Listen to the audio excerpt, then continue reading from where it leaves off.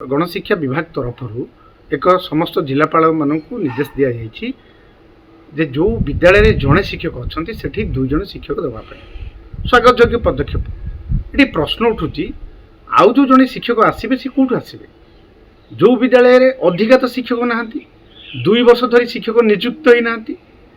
गला वर्ष यूडीआईसी डाटा केंद्र सरकार प्रकाश करते 1458 विद्यालय जड़े लेखे शिक्षक काम कर किंतु ए वर्ष देखिले 2500 विद्यालय जड़े लेखे शिक्षक काम कर ताकू से विद्यालय 2 जन जो शिक्षक देवाई जो मानवर गणशिक्षा विभाग कहते शिक्षक आणवे कौटू शिक्षक तो नियुक्ति ही ना।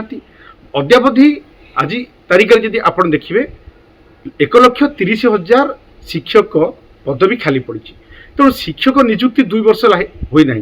मानवर मुख्यमंत्री कहते 3 वर्ष भितर प्राथमिक शिक्षा को गुरुत्व दे 45,000 शिक्षक नियुक्ति करेंगे प्रति वर्ष 15,000 लेखे देवे किंतु 2 वर्ष बीतीगला प्राथमिक विद्यालय गोटे शिक्षक नियुक्ति होना अत्यंत दुखदायक।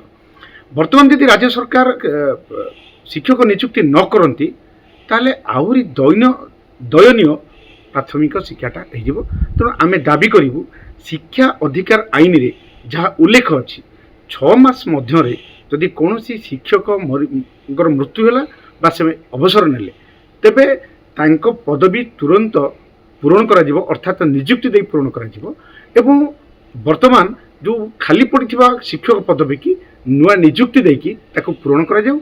एमिति अलगा विद्यालय आनिकी से विद्यालय रे 2 जन शिक्षक करा न जाऊ।